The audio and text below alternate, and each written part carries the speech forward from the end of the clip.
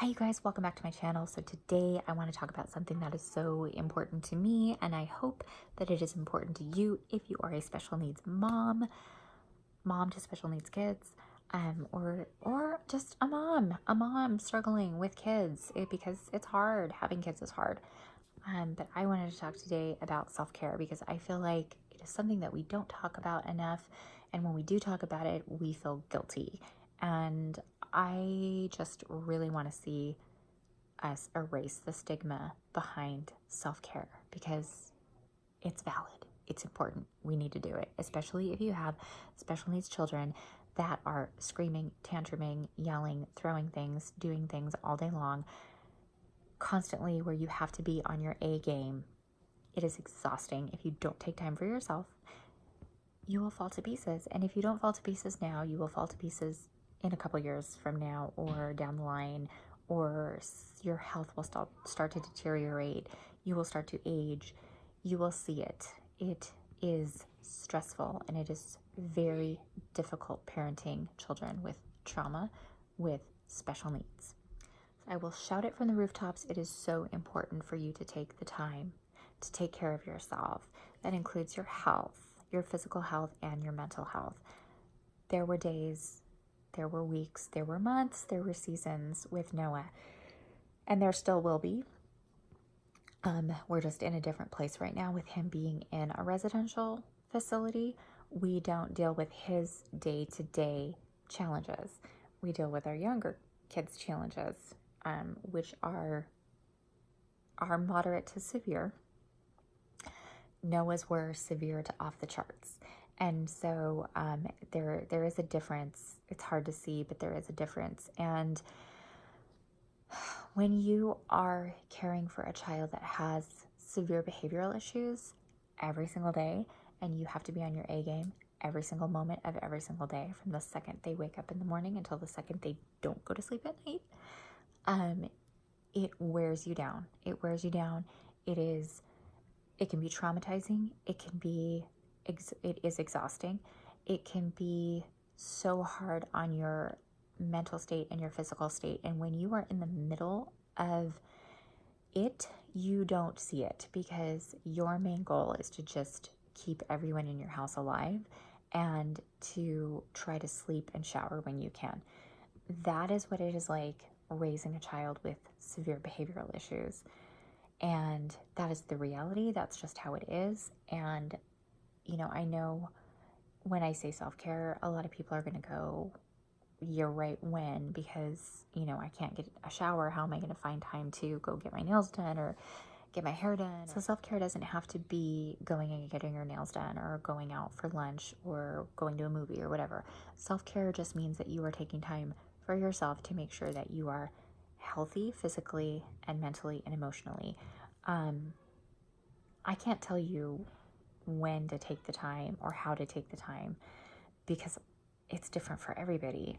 There have been seasons where I haven't been able to take that time, but I regret not making better choices during those periods that would have allowed me to find some time to take care of myself.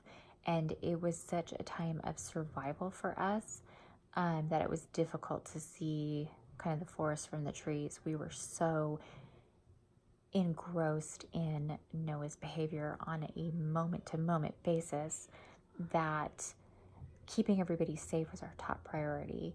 And my mental health, my emotional health was at the very bottom of the list because I had Noah's challenges and then I have all my other children, and they all came before me.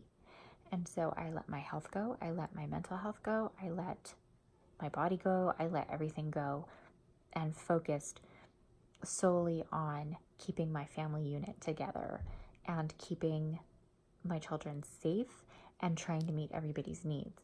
And looking back, I can't tell you what I would have done different because in the situation we were given, there didn't seem to be any alternatives. We just were living what we knew because it was our normal. It was what just was.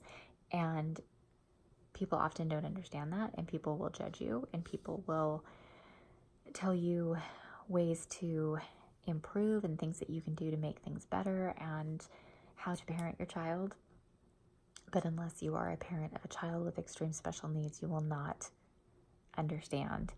And so it's time to take a step back and really look at your situation for what it is and figure out how to protect yourself and your family, because one child's needs should not trump everybody else's needs.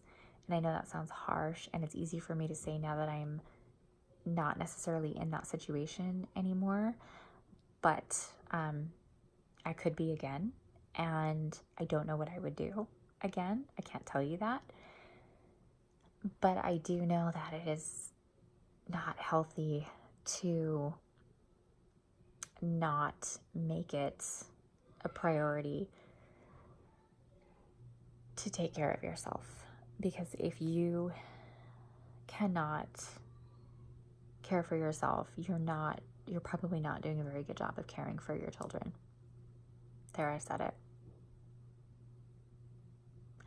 But it's true, because you may feel like you're being a martyr and that you're doing everything, you're giving everybody everything, but that's just it. You're